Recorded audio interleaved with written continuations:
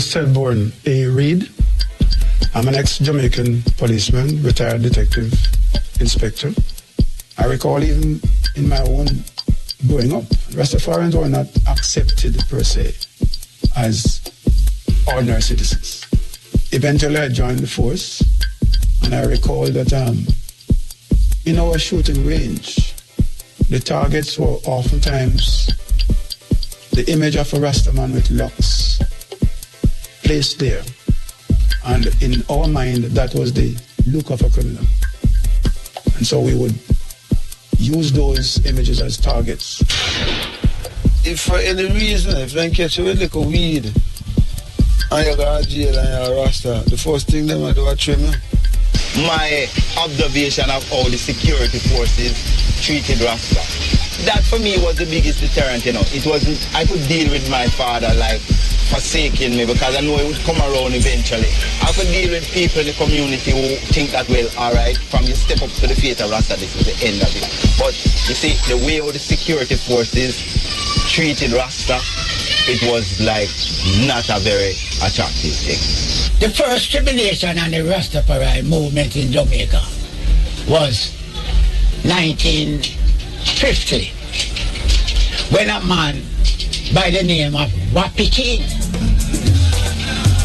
go on the Palisades Road, which is the Norman Manley Airport Road, and there was a Chinese girl and a Chinese boy on the beach, and him killed the boy and rape off the girl and throw the girl in the sea thinking she go drown, and then him ride off and leave her. When she get rescued, she told the police that it's Rasta because the guy have on him beard, but he didn't have no hair on him head. He was a rascal under this guy of Rasta. So when him doing wickedness, he go shave off. So there was a man who saw him coming from that way on a bicycle and know that the guy is that kind of guy and see him trim off him beard. So he report to the police that guy. But the girl said, while him and her, he was doing what him doing raping, she crop up in face, which have a whole heap of mark in her fingernail, you know, mark up in face. So everywhere them say a Rasta, them take knife and cut off him head off her face. I search them mark they know to find out. So every man who have a beard was being persecuted for that.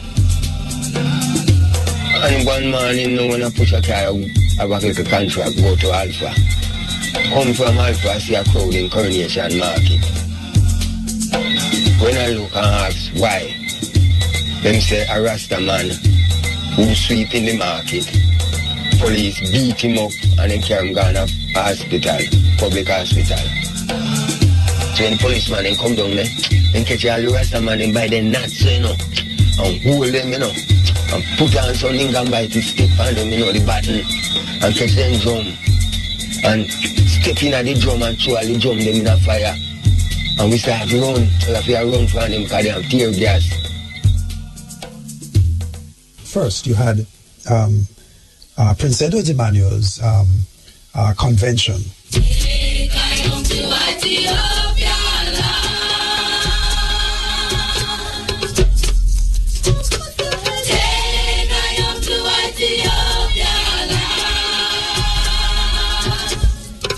That was a long 21 days convention that they had in over in Bakawal, and with the expectation, according to some people, that they were to return to Africa at the end of that. The following year came Reverend Claudius Henry's Decision Day on October 5th, 1958, which was Decision Day, when the world would see the miraculous repatriation to Africa. Well, that created a crisis only for Henry's group, though I'm told that from the reports I received when I was doing that research, that many other people not belonging to his organization, which was called the African Reformed Church, had attached themselves to his movement in the expectation that they would be repatriated. People come from all over the country, apparently. Then came 1960 events, Henry again, when he was found with arms and a letter to Fidel Castro inviting the Castro government to come to Jamaica to take over this country as they depart for Africa. And that was the crisis that was precipitated for the movement, generally speaking. The Reynold Henry case was disposed of within 6 months. In fact, from the time that Reynold Henry was arrested, was tried in the Supreme Court while a jury in a court that was presided over by the then Chief Justice. The case went to the Court of Appeal and to the Federal Court of Appeal that was part of the old federal structure.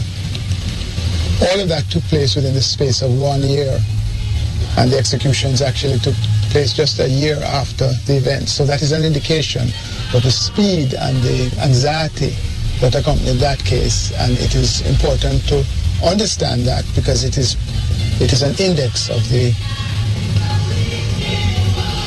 sense of fear and terror that persons who did not understand the Rastafarian movement, or persons who felt badly about it, felt adverse to the Rastafarian movement, how they reacted to the Coral Gardens trial. Now today is the first day of independence for the latest new nation of the Commonwealth, Jamaica.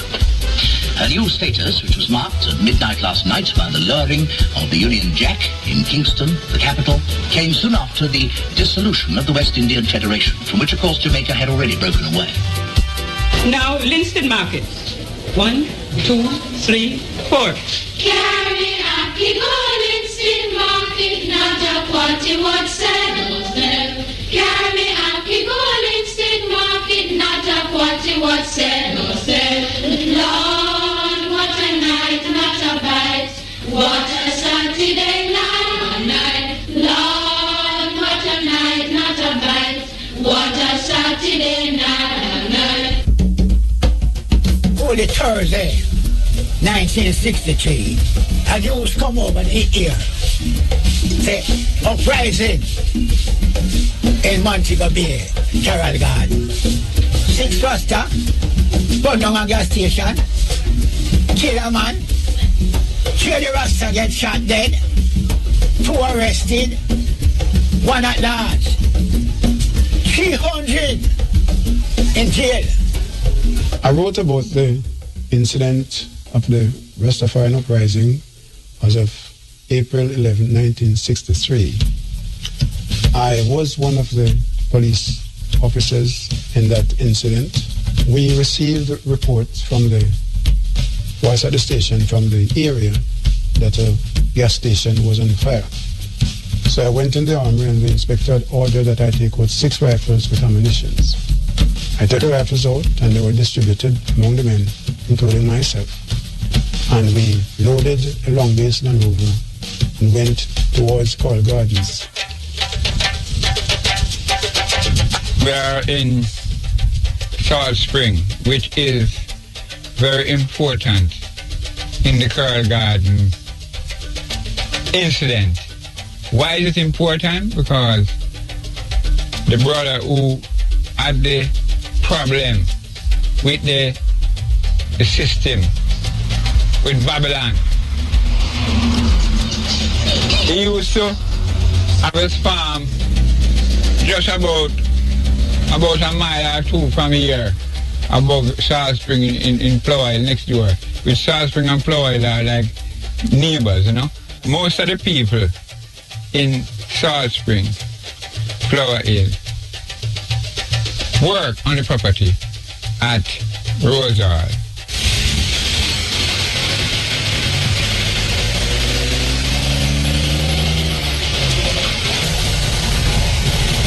A man will never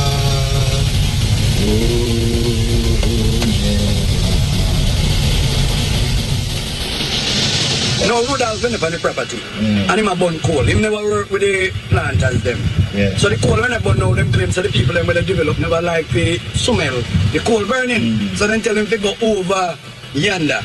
So then go over yonder and you have a ranger who bump. You know some Jamaican ranger them bumpy. And then go up there and see them and say, Rasta boy, you know say you know for burn coal for the people them property.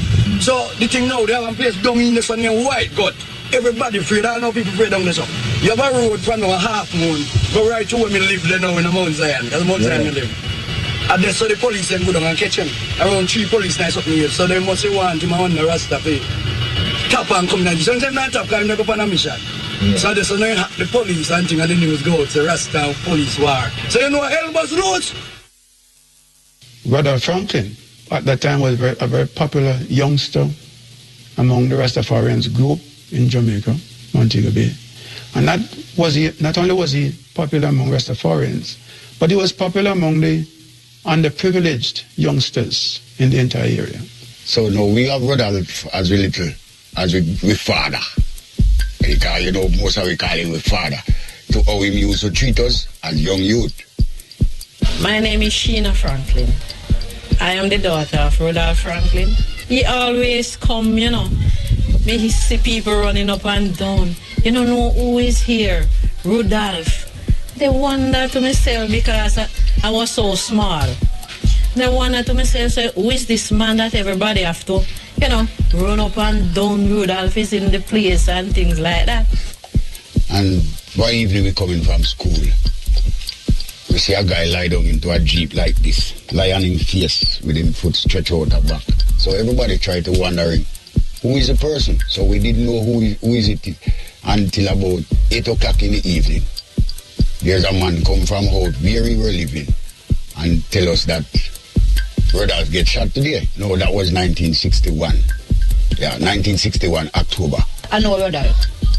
I don't know his whereabouts, where he live. I don't know nothing about him. I only know that I buy coal, I buy corn, I buy peas, bean, and I buy okra from him. That's what I know. I don't know nothing.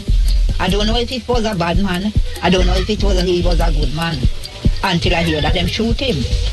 Rodolph's father died and leave a lot out of Coral Gardens.